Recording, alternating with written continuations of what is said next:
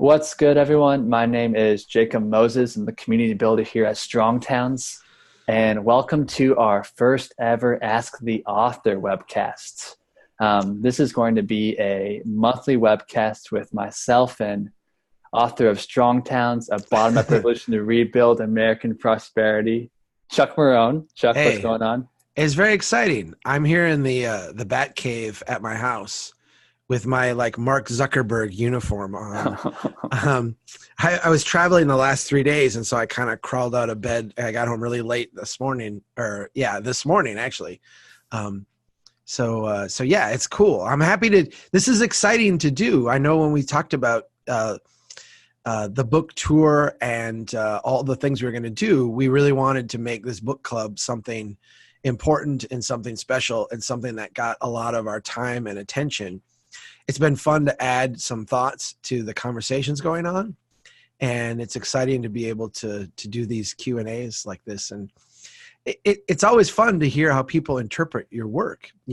I think obviously there's a little bit of art in doing a book, and art automatically brings you into the realm of everyone has their own interpretation. Mm-hmm. So it's kind of fun to hear how people are taking these ideas and interpreting them and applying them.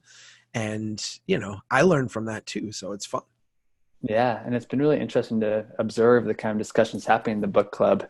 I know it's a fairly new piece, came out October 1st, and it's a fantastic mix of readers who were longtime readers of strongtowns.org, already familiar with our mission, but also folk who are discovering Strong Towns for the very first time through this book and bringing a lot of insightful discussions to the table. And folk, if you aren't familiar with the Strong Towns Book Club, this is happening in the Strong Towns community site. You can visit community.strongtowns.org. This book club, with really dedicated programming, it's going to last now through July, but thereafter still going to be having a lot of great discussions, great activities. But how we're really setting up for the first part, each month we're going to focus on a different chapter and really take that time to really have in-depth discussions about different concepts, have some crowdsourced activities to see how some of the concepts that Chuck lays out are happening in our own neighborhoods. And then lastly, as we're doing so today, top out the month with an Ask the Author, where throughout the month we encourage you all to submit your own questions or observations in relation to the chapter at hand, and then Chuck will take some time to answer them.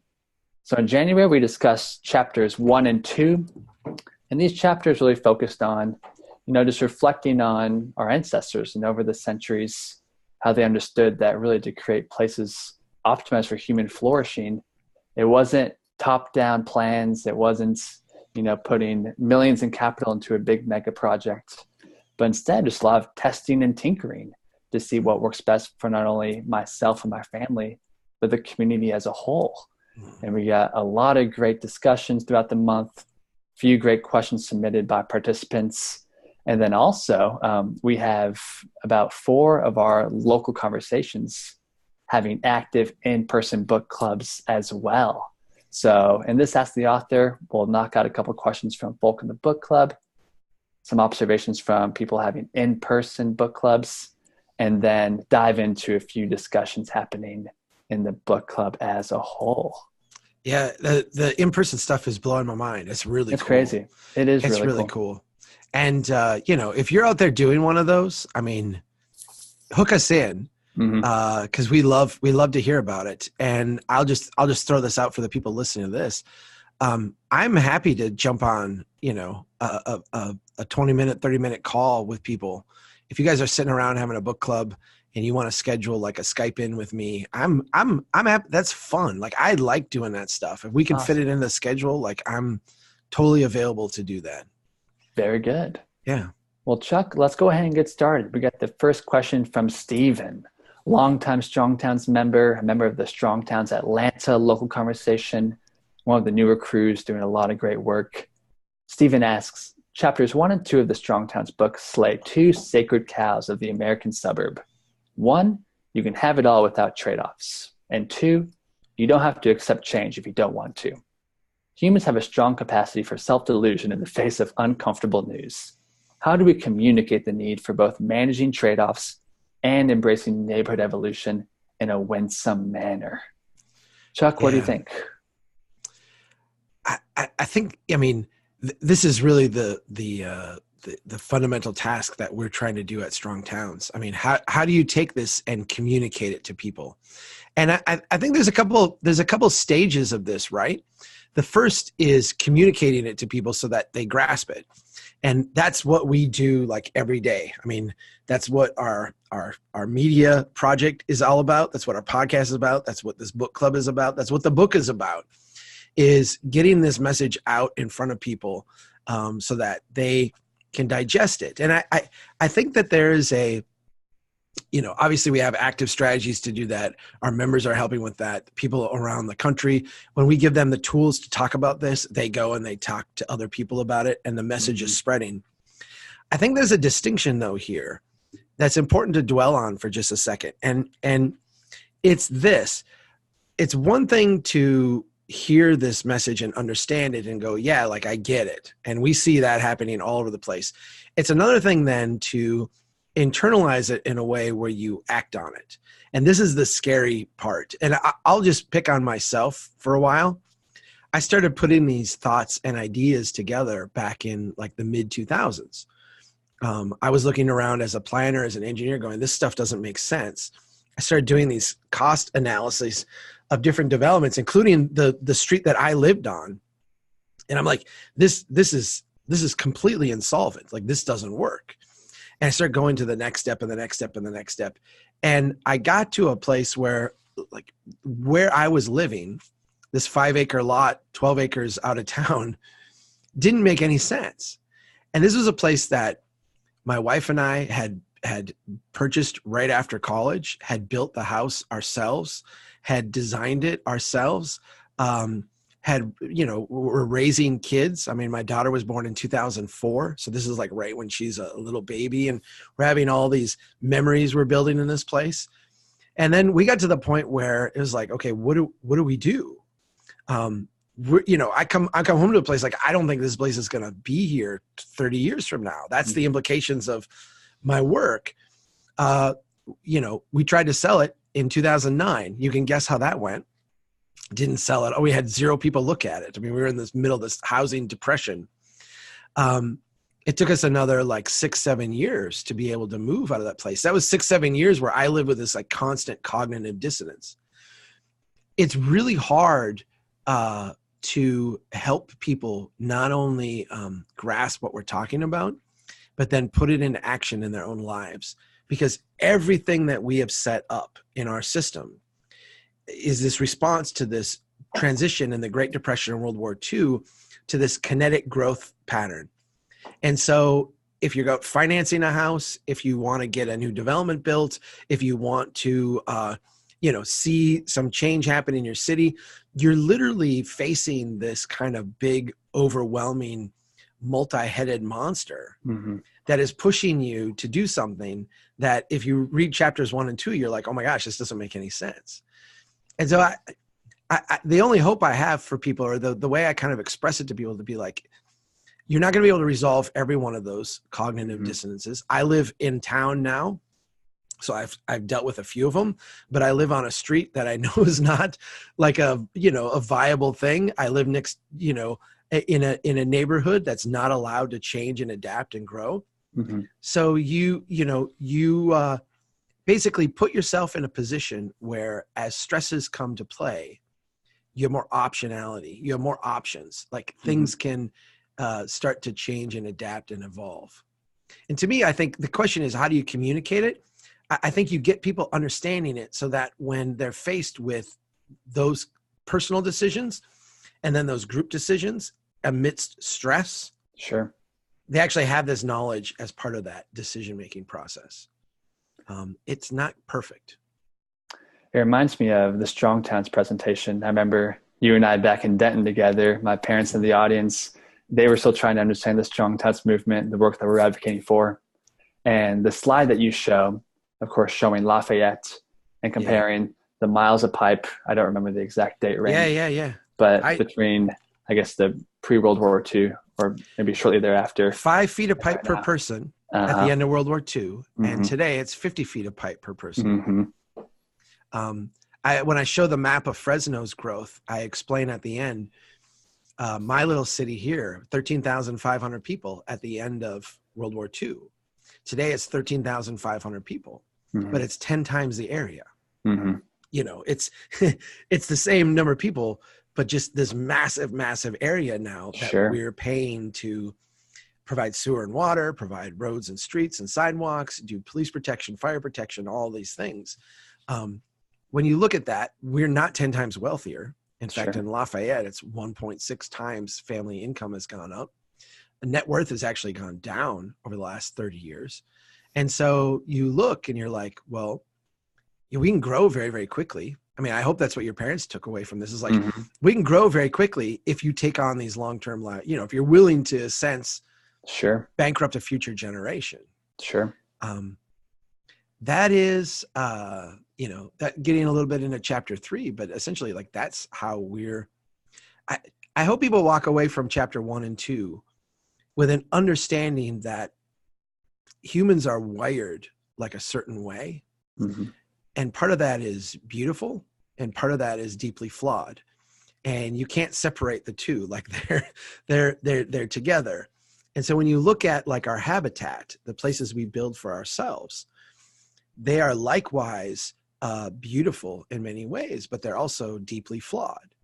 And the way you address that, or the way humans of the past have addressed that, is this incremental evolution, this ability to adapt and change and respond to stresses, because you're always optimizing the things that are addressing or dealing with the things that don't work.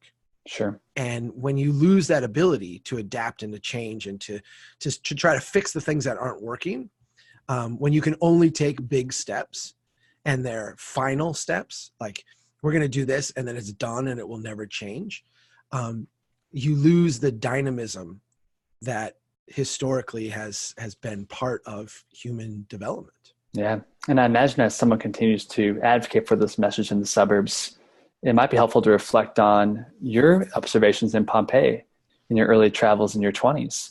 You know, if we can understand that we've built a lot that really our current development pattern cannot pay for, we find ourselves in this suburb, what can we do to at least make the most of what we've already built?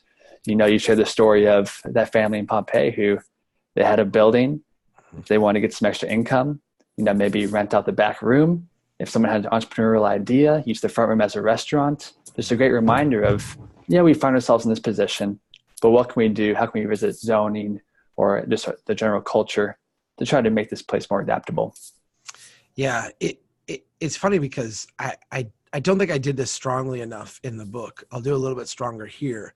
I think the arrogant, young, cocky, know-it-all engineer going to Pompeii, you know, me in my mid-20s, early 20s, looked at this and said, oh, how quaint, you know, these primitive, backward, very simple people. And it was only as I got older and started to understand this a little bit better that I really grasped how complex and multifaceted and really amazing the development pattern was, and how what we have done in our simplicity, in our arrogance, you know, what have you, we've taken something that was very complex that solved a lot of problems and simplified it down to something that you know is quite a bit just dumber, if we want to use the word, you know, not able to adapt, not able to evolve and change. So, you know, there was this realization there. I think when you look at today's suburbs, the lessons you get from Pompeii are quite astounding. These were poor people. They didn't have a lot of resources. They didn't, you know, have money to waste. They certainly didn't have the capacity we have to, you know, completely and utterly transform things. They took the materials they had and they worked incrementally. They made their place a little bit better and a little bit better and a little bit better. They responded to the stresses in front of them. And ultimately what they created, and what you see reflected in, you know, cities all throughout history, is a development pattern that tried to deal with the struggles of the day, while still reserving kind of a right to evolve and adapt to meet the struggles of the future. I love the idea that my two favorite like insights from that part of the book is that I think are mostly applicable to like suburban landscapes today. The first one is the idea of having a base level of policing or security in the neighborhood, because everybody faced the street. And if you think of, Pompeii, any ancient city, there were burglars, there were robbers, there were, people who wanted to do you, ill. You look at these neighborhoods and they're arranged in a way that is social, where people interact with each other, but also in kind of a defensive way. The doors all open up onto the street. If someone did come into your place and rob you or do you harm and you yelled out, there would be all kinds of people who would see who that was as they left your place.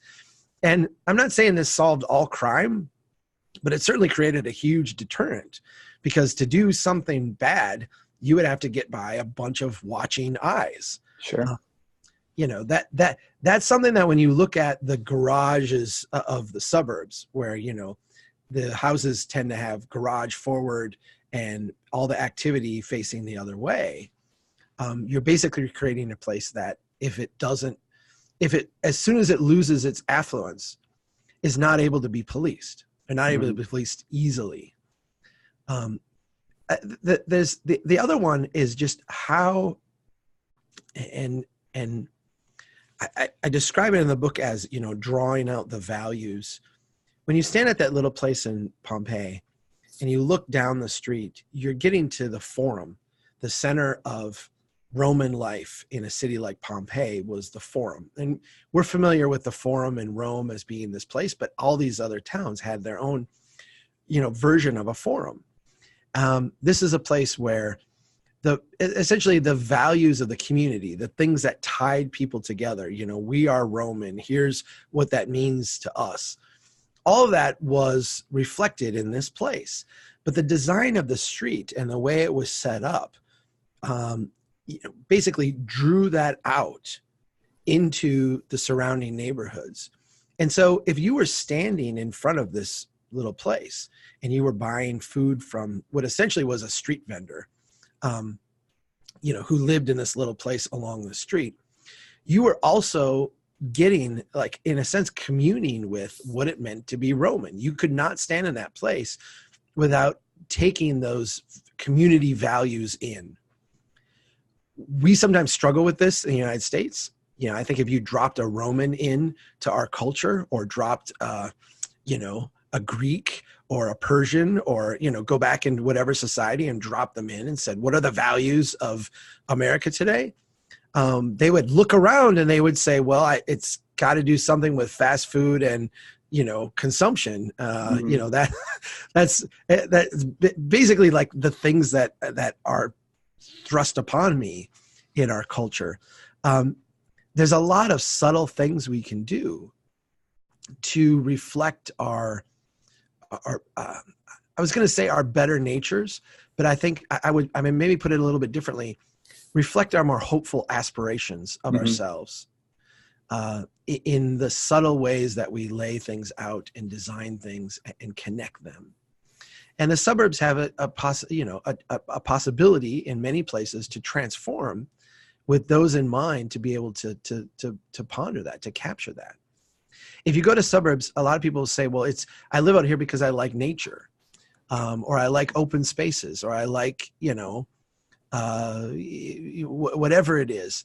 A lot of times those things are present. I mean, I know in the place that I lived, you could get to nature in a reasonable period of time. I think intentionally focusing on those things, protecting them, enveloping them, having your design, in a sense, connect and draw people out into that. These are powerful strategies that the people of Pompeii just intuitively grasped. Yep. Thank you, Chuck. That was very helpful. So part of this conversation of creating places that, can naturally adapt and evolve, I think you talk about this in chapter 2, and it's my next question. You talk about signaling redevelopment opportunities. So as the value of the land rises, giving the property owner the ability and the capacity to redevelop their property as needed to capitalize on that increased value. So I got a question from Strong Times member PJ. PJ asks, you mentioned the land to improvement ratio signaling redevelopment opportunities. I'm wondering if you have examples of actual ranges of ratios. He gives the examples of 3-to-1 or 4-to-1 that you see for these in different cities across the nation right now. As I am not in the development industry, I don't know if these ratios are actually being used by developers to find potential opportunities. Chuck, have you seen this practice actually happen in some places? Yeah. So when I was in graduate school, one of my professors there, a woman named Karen Chappell, she was my I don't know what they call it, my advisor. Liked her a lot. She actually came up to Brainerd one day, spent a whole day with me coming up here to look at a project that I was working on. She was really cool. She teaches at Berkeley now and wrote a book. I like her a lot. She was the one who introduced me to this redevelopment ratio. And we talked about it a lot, her and I, and then also in class. And her contention was that 3-to-1, anything less than 3-to-1, so property that is the improvement is valued at 3 times what the underlying land is. Anything that got less than that had a really high redevelopment potential. And she said 9-to-1 is really stable. So as soon as you get below 9-to-1, you start to get unstable. As soon as you get below 3-to-1, you have really high redevelopment pressure. The 9-to-1 made a lot of sense to me because when you go out and you look at developing land and people are building new homes, and I work with developers and seen this happen. When you finish building a house, you've spent 10% of that cost on, the preparing the lot, the land, the infrastructure. And so if you think about that 10% of the cost, you've got a 9-to-1 ratio. Mm-hmm. When you build a new house, like that's stable. That's where you're at. And I'm like, okay, that makes a ton of sense. Like I get that. The other end, 3-to-1 though, became a little bit problematic for me. We could look at neighborhoods in Minneapolis, so a larger city, and we could see how this was the case. At the time we were looking at the Phillips neighborhood in Minneapolis, and we could see that the parts of the neighborhood where they had gone to 3-to-1 and less was seeing substantial amount of gentrification in the case, a lot of, buying and massive, these large leap redevelopments. Mm-hmm. But when we got up, and this is why she came up to look at this thing for me, when we got up to my part of the world, and I was looking at lakeshore property at the time, so property where the land was ridiculously expensive because it was prime shoreline on these really nice lakes, and the homes on it were ridiculously cheap, sometimes like old cabins that had been part of an old resort where like literally the cabin was worthless or very little. You were having redevelopment ratios of 0.5 to 1 and way below the 3-to-1, and they weren't redeveloping. And so the question really became that I studied in my, I guess you would call it thesis for graduate school, was why this was happening. What was the case here? It took me a long time to correlate this and to figure out what I outlined in the book, this relationship of places. Oh, hang on a sec. Hey, I'm on a deal here. So that's my wife. Sometimes that happens. We're good. It's when you work from home. So I was on this, the idea that simultaneous with property values going up, there would be, in a sense, like a deterioration of the building itself. So if you look at that old, the original, block from Brainerd, what you have is you have the cheap little pop-up shack going in, and you had the land that was not very valuable. So there you had, a ratio, let's call it 9-to-1 or whatever. I don't know what the actual value would have been. It's hard to value those things at that point. But the reality is that as more and more people moved to this place, the land would go up in value. It would become more of a place. There'd be more people there. And the more people that are there, the more activity, the more people would want to own property there. But at the same time, that shack is just a junky little shack. it's actually falling apart. It's that was not built that steady in the first place. The roof is going bad. The walls are going bad. It's actually declining in value. And so what happened is that ratio is being pushed from both sides. The land is becoming more valuable. The building is becoming less. So you get this natural redevelopment pressure. Tear down that little shack, build the 2 and 3 story building. I think we all grasp that leap. Like that's an easy one to make. Mm-hmm. It's the next one that people struggle with. So here's a 2 and 3 story wood building. Now you tore down the shack. You've got a wood building. It's got nice windows out front. It's got, it's a real building. The same mechanism continues to occur. That underlying land, as more and more people move to the city, keeps going up and up and up. It becomes more valuable. It's more of a place. That building, they might upkeep it. They might not. It might become more expensive over time to maintain it and take care of it. It might not. So there's a window there where at some point along that street, buildings, randomly will not be kept up well, will not be taken care of well while the land is going up. So those buildings will go into decline while the land is going up. Again, that ratio starts to close and there's this redevelopment pressure. I think Karen Chappell is right that in a functional city, 3-to-1 is probably where that pressure gets the highest. Okay. I say that though, knowing that there are many, many places, and this is the difference between the Shoreline and Brainerd and say a neighborhood in Austin where I've seen this happen many times, where when you don't allow a building to be improved or made more intense, and the only option on the table is a scrape off and a replacement, I think the 3-to-1 ratio goes away. Like I think it becomes non-operable. And you do wind up having to get closer to 1-to-1 or less to make that work. So in other words, you have a single family home. All you're allowed to build is a single family home. Because it's on the shoreline or because it's half a mile from the downtown of Austin, which is really, really valuable, those things are pushing up the value of the land. If the only thing you can build is a single family home, the land value, that ratio has to get way, way, way skewed before someone will tear off a decent home or a whatever and then build a mansion, build a scrape off, build something intense. This is why you don't see this happening when you get 2 miles out from the center of Austin or when you get a block off the shoreline. There isn't the underlying land value pressure shrinking that gap. And so the house just sits there and the land just sits there. And they're part of a, general inflationary tide of land going up, but there isn't like something of value adjacent to it that's driving up that land value. That's the big difference. This transitions well into the next question. I don't want to interrupt you, Chuck, but I think no, you're good. Your next insight probably aligns with this as well.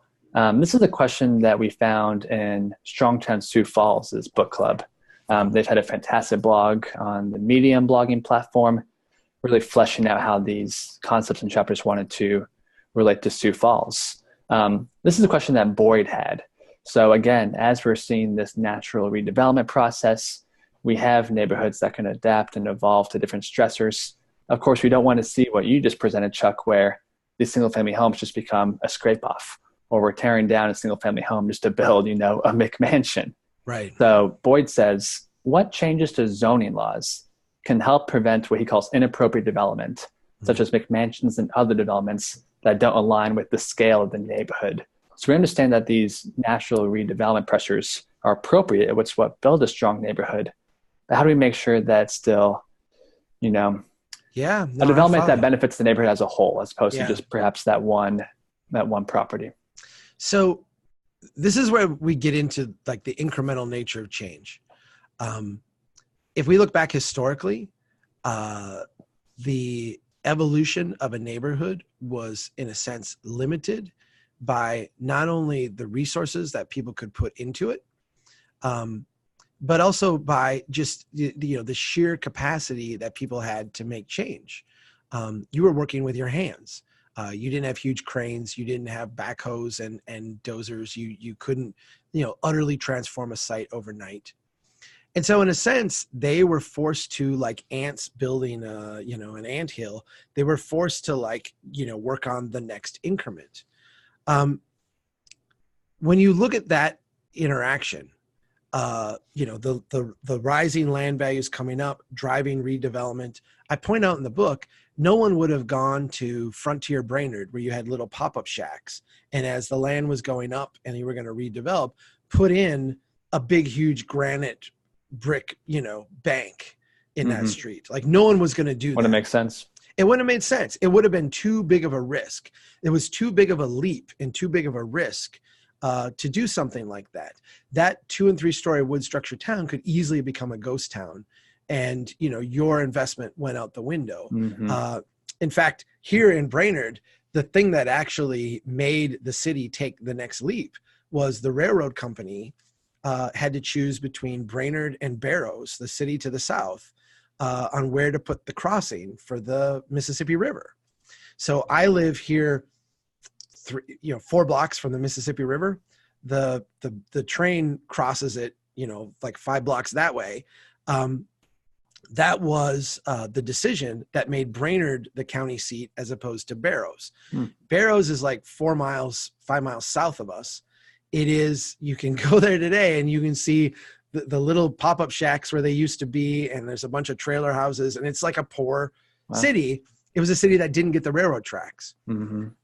The thing is, deciding to build, if someone had gone in and built in Barrows a big, huge brick granite bank, they would have lost all their money because the place didn't get the railroad track. And so there's a certain, prudence or insurance that is built into that incremental pattern that just kind of force them to work in that way. We've lost that today. And we've lost that not only because the dynamic, we build to a finished state. We don't contemplate evolution of our pattern, but the way we finance building and the way we go about constructing it basically makes it easier to go in large leaps than it does in incremental steps. If we want to address the issues that were brought up in this question, to me, like the easiest way or the quickest way to do it is to do something like along the lines of what Minneapolis has done and what now a number of other states are looking to follow, which is you just go in your code and you allow the next increment of development everywhere by right.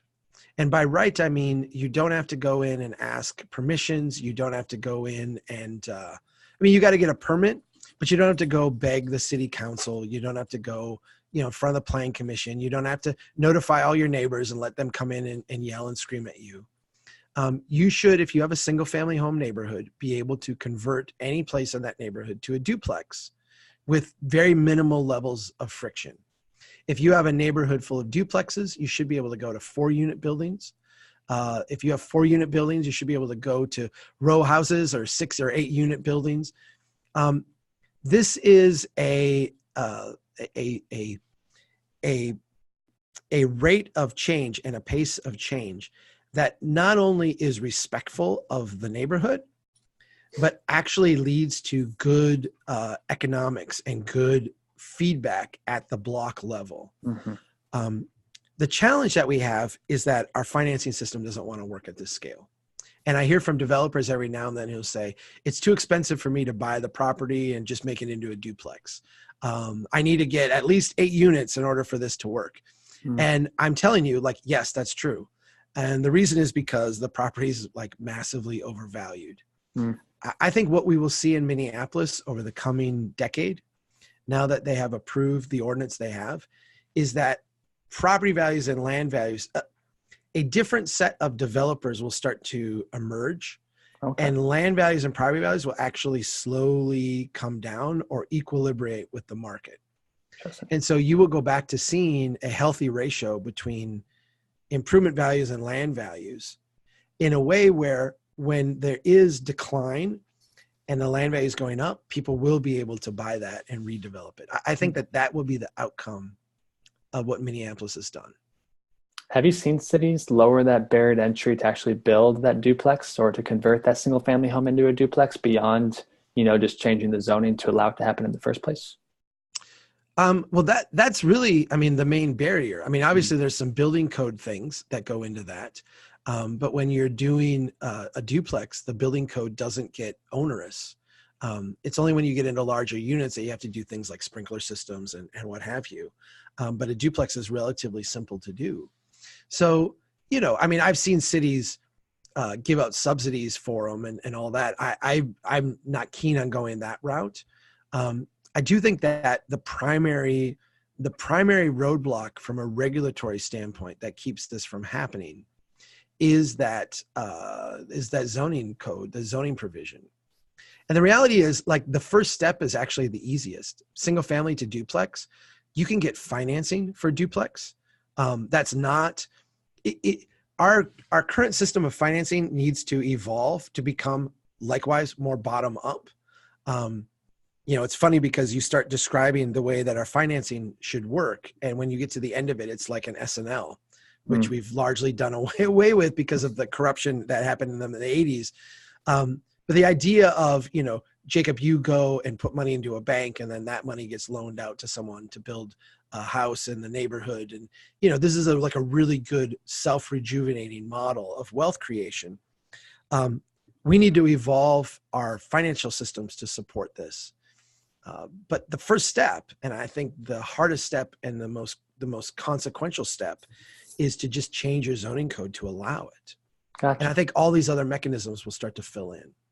Very good. You can finance a duplex today with the current top-down centralized financing system. Mm-hmm. And that's why it's like the easiest step to make. Yeah. Yeah. So once we revisit that zoning, it sounds like much of it will just unfold naturally. I think we'll create momentum for a lot of the other obstacles to start to go away. That's my hope anyway. Gotcha. That makes sense. Chuck, I had the pleasure of tuning in to York XL's in-person book club a couple nights ago. Sal and a couple of folk in York XL just did this live stream for anyone a part of the group to see the kind of conversations that are happening about chapters 1 and 2 in the book. And what I observed as they were discussing, how can we make the neighborhoods in York more adaptable, more easy to evolve to the needs of the neighborhood. What really excited them was to think about their own neighborhoods, its current, voids, like, oh golly, I wish I could, have a corner store here. I wish I could have a coffee shop. And thinking, hey, if we actually did allow our neighbors to evolve, put some zoning in place to allow, some commercial opportunities, that I could, live more on a neighborhood level, or as, Strongtown's member Angie Price calls it, create more complete neighborhoods where I can achieve most of the day's needs without leaving the neighborhood. We know that, if we allow opportunities for neighborhoods to, open up a small business, that we're not going to go from, say there's a food desert in my neighborhood, we're not going from food desert to Kroger or right. Sam's Club or whatever, but it really speaks to what Strongtowns we call small bets. So now that we have this opportunity to introduce some economic development to the neighborhood, what small bets can I take to introduce some of these opportunities to fill these voids in my neighborhood? I'd love to hear from you. Again, you can reflect on Pompeii. You can think about other experiences that you've had on the road, maybe Muskegon, Michigan. Once cities revisit their zoning to allow these neighborhoods to adapt and evolve, how can they work with the existing residents in these neighborhoods to make small bets to actually create more of these neighborhoods where they can, as many of these folk dream, knock out most of the day's needs on foot, bike, whatever, without having to hop into the whip? Right. I feel like one of the most exciting examples of this that I've run into is the Old Goucher neighborhood in Baltimore.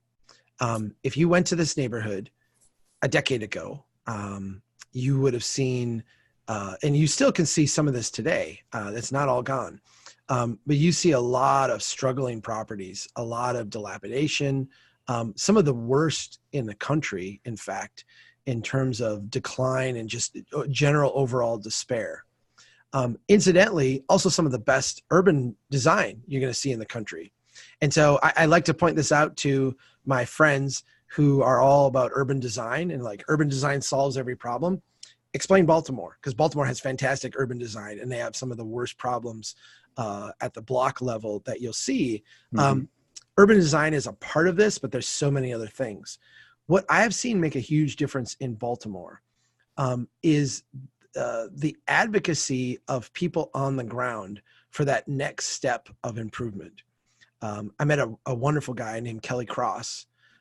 He and his partner have been out doing like the work of God, really, in my mind. I mean, I don't think they would call it that, but I look at it, I'm like, they're out planting street trees. They're out putting, ornamentation in. They're basically out loving the neighborhood in front of their place. Mm-hmm. And then what happens, they've been able to get together groups of people from the neighborhood so that when someone wants to come in and open up a new coffee shop, someone wants to open up a new brew pub, someone wants to do some really nice things that scale well with the neighborhood, but kind of organically come up from the neighborhood, they've been able to, in a sense, go and be their advocate with them.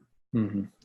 This is a neighborhood that's dying for investment, yet the people that live there reasonably and rightfully fear that investment because they have experienced for decades, the only kind of investment they get is exploitative, right?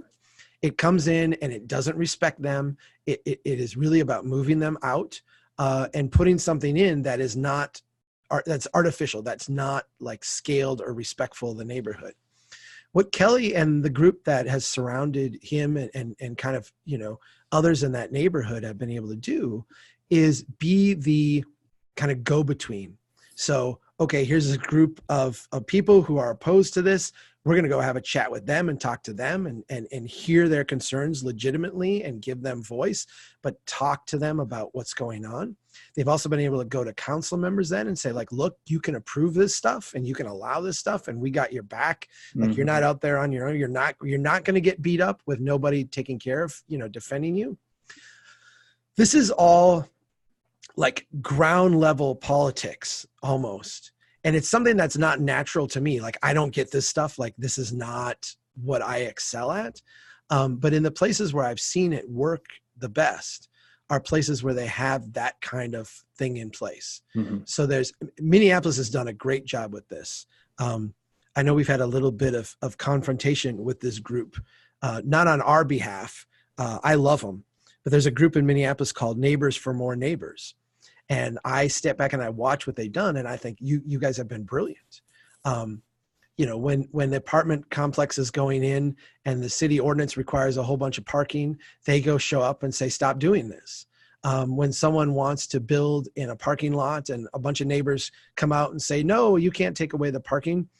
This group, Neighbors for More Neighbors, shows up and says, here's why in the context of Minneapolis and our social conversation here, we need to do this. I deeply admire groups like this because I think what they're doing is taking our conversation and translating it locally into a language that people in those neighborhoods can understand and relate to and is respectful of them. So, I feel like those modern local examples are the ones that I would study and look at as like models for how you, again, Baltimore's not perfect. The old Goucher neighborhood has not solved every problem. Sure. Minneapolis Neighbors for Neighbors, More Neighbors has not solved every problem. But what they've done is they've moved the conversation off of stuck and they've started to create some momentum around positive change. Yeah. It reminds me of our most recent member-led webinar. Earlier this week, we had Bill Houston in the Strong Towns Facebook group. He was, I kid you not, Chuck, by Inc. magazine, named one of the top 19 local crowdfunders in the country. Amazing. And a member of the movement based out of West Louisville. That's been awesome. At this for 15 years now. And he works in mostly historically disinvested neighborhoods. And his message is, we need to start out by just building a crowd. So say as a neighborhood, we have our posse, we have our cronies. Our vision for the neighborhood is to have, better sidewalks. We want to have this particular service. How can we, engage that crowd enough to build some buzz, maybe get some local capital and make this happen ourselves? Of course, we want the city to be involved. We want it to be a tandem of public and private investments. But folk, if you're curious, if you're looking at your own neighborhood and you want to try to jumpstart that excitement, fantastic webinar in the Strong Towns community site, which of course we will link to in the show notes below. Well, I feel like when I watch what they've done in Old Goucher, to me, it's a combination of things. First, the posse, the group that's got together, they're out there doing stuff. So they're out there like making the neighborhood better in an incremental and authentic way that people in that neighborhood can look at and say like, yeah, that's not like that row of trees you plant on the street. That's really nice. Like, I like that. So you see people in your neighborhood doing positive things. The second is that they're going to City Hall, not saying, hey, come out and give us a subsidy. Hey, come out and, spend a bunch of money you don't have doing stuff in our neighborhood. What their primary thing they're going to the city saying is, hey, we have people here who are willing to do things. Get out of their way. Like, let's like help make this happen. So in a sense, they're not asking, and I'm not saying this in a negative sense, but they're not going to City Hall asking for a handout. They're going to City Hall saying like, we got this. Just like help us, like, let us do it. Like, we got it. Yeah. And then the third thing that they do is they do a really good job of celebrating all their success. They have, I see on Facebook all the time, all these announcements and postings they're doing from this new thing just opened up and look at how great it is. And here's photos of all your neighbors hanging out here. And different people from the neighborhood are sharing these same things. It's a really powerful feedback loop they've created that is incredibly, positive and reinforcing in a way that's transforming one of the nation's most struggling neighborhoods. Yeah. And then if you're an elected official watching this webinar, like if you want to celebrate the work that your constituents are doing in this particular neighborhood, you don't have to think about how do I build this brand new big development. Let's look at the sidewalks. How can I make it easier for these neighbors to get to this brand new brew pub down the block? Let's look at the street lights. Are they all out? Our neighbors in this place are building a great, thriving neighborhood. Right. What can we do with, $1 million or so, not a lot, just to make that quality of life easier for them? Really complements each other well. Well, this is where like the Old Goucher people find our message very helpful, because they can go to the city and say, look, we're doing this on essentially on our own, on a shoestring. If you helped out just a little bit, it would have this massive effect. Yeah. And oh, by the way, we're paying the bills of the city. Like we're the most productive neighborhood around. Yeah. We're like the place that is your bread and butter. So, show some respect, man. Yes, sir. Chuck, one of the last questions I got from you is from a discussion that you prompted in the Strong Towns Book Club. You titled it, "Is Incremental Growth Possible in 2020?" So, we spent chapters 1 and 2 discovering that, incremental growth makes sense. However, we do have to humble ourselves and understand that our ancestors did not have the resources that we have today. Incrementalism just made sense for them. They weren't going to make these large leaps that they really had no idea if they were going to get a return on it. It made sense to start with the small shack, go to the wooden structure, maybe eventually get to granite. You talk about the fragilista mindset. I had to Google beforehand. Oh, did you have to Google fragilista? The fragilista. Yeah. But I'm glad I got it right the first time. A term coined by Nassim Taleb, who of course we have a lot of love for, has inspired a lot of the message at Strong Towns. This is a term that means, the unjustified confidence an expert has in their ability to grasp complexity.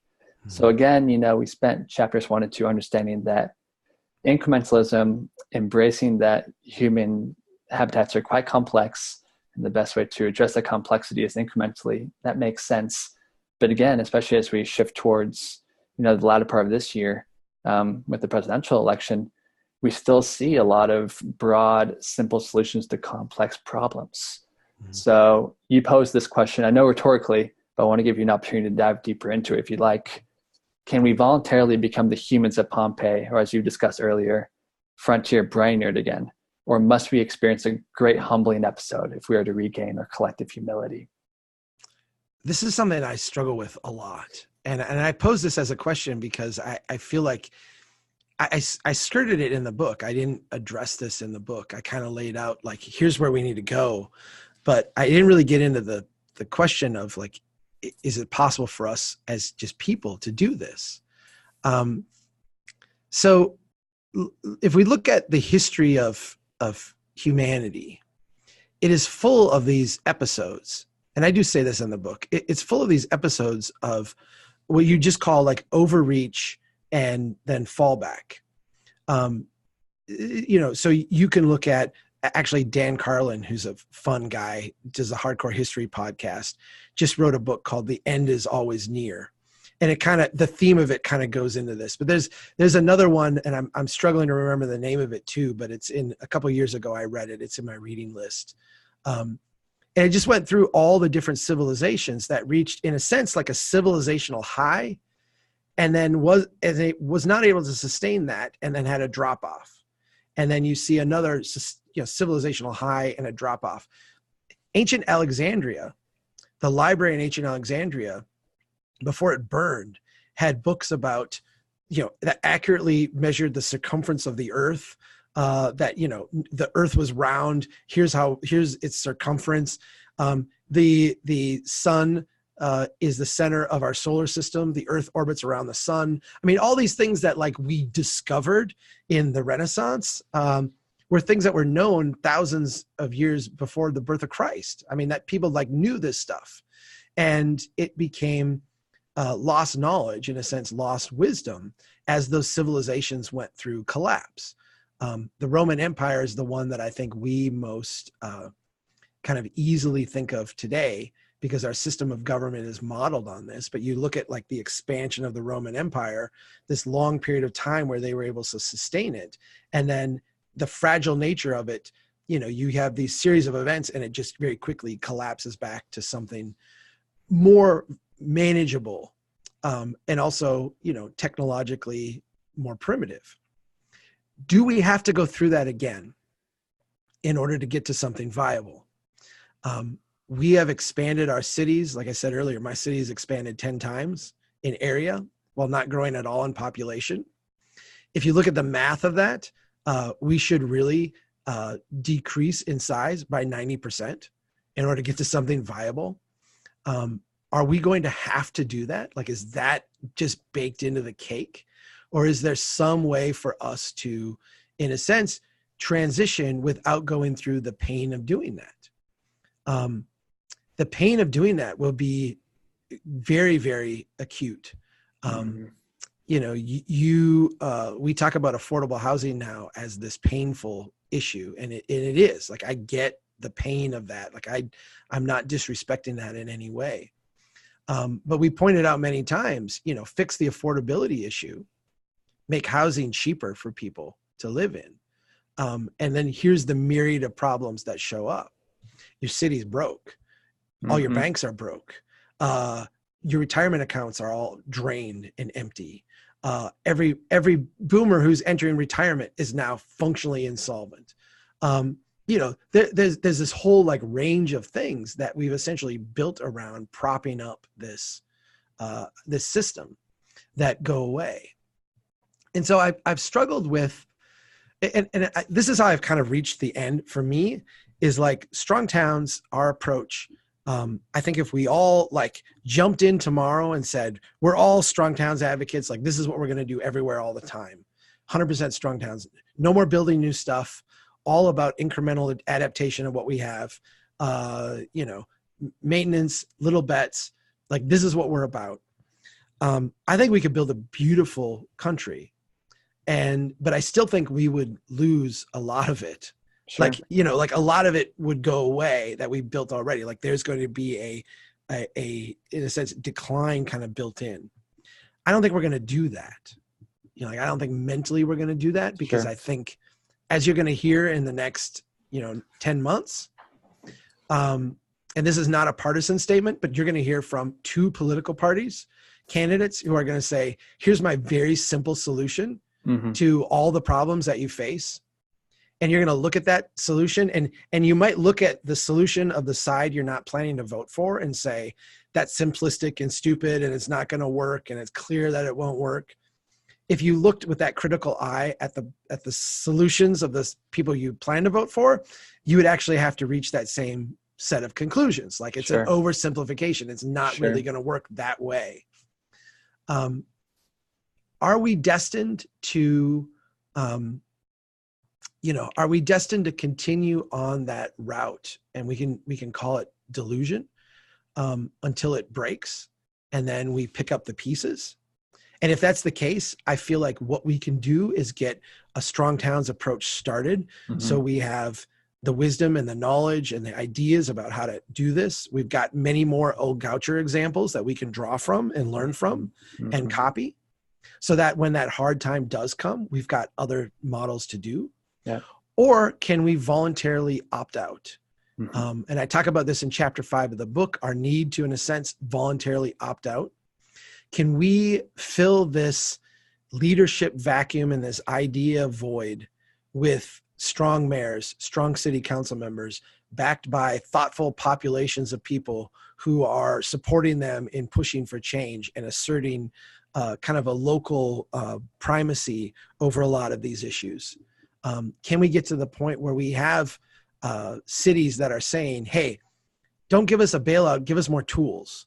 Don't come in and build us the big sewer and water expansion. Give us the wiggle room to solve this problem here. Yeah.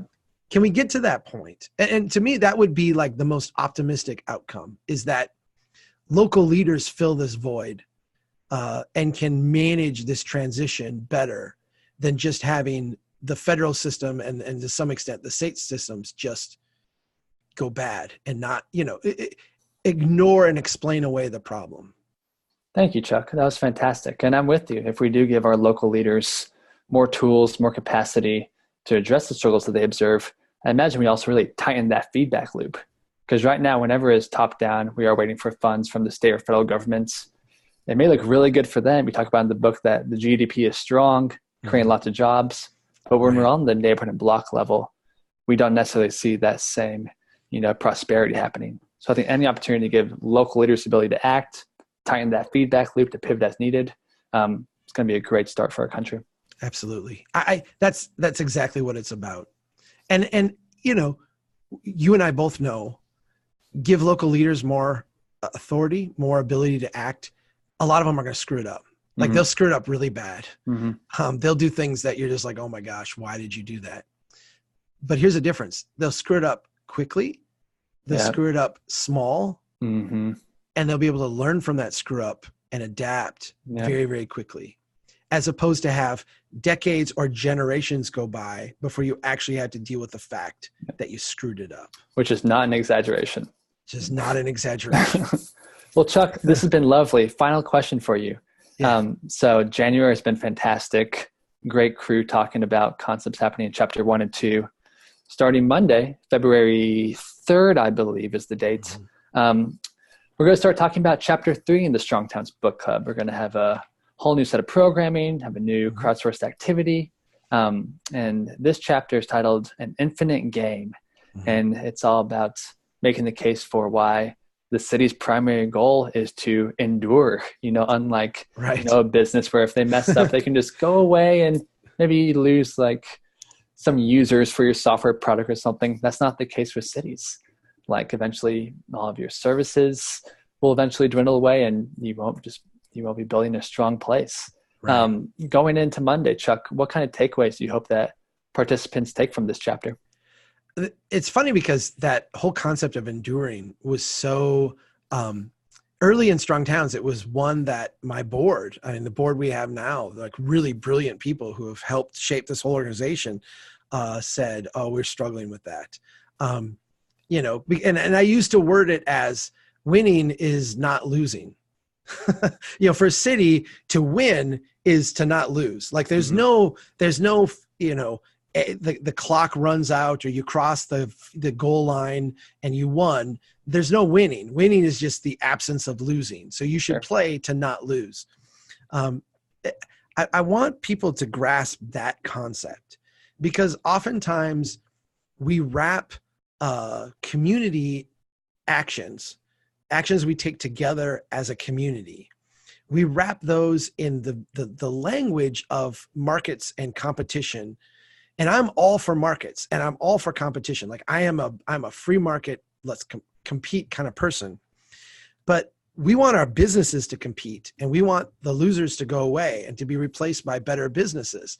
We want the free market to compete and have that type of feedback loop and interaction. But when it comes to our communities, like my town of Brainerd is not competing with Crosby next door. We're not competing with Barrows, because if we win, it's not like they vanquished and go away and we get their market share. It's not like if we lose, we pick up our roads and sell them off to Baxter next door. We just stuck with them. Yeah, we just turned into a really crappy place. And so, I think tying in the whole Ponzi scheme insight, the way that private investment leads public investment, the real conservative nature, and I don't mean conservative in a American politics standpoint, but in a evolutionary biological standpoint, the conservative nature of enduring. These are really fundamental concepts that once you get your mind around them will change the way you think about and look at investments a community makes. Yeah. Thank you, Chuck. It's going to be fun. Thank you. I'm excited. And this is a really fun thing. And thanks for doing it, man. Yeah, absolutely.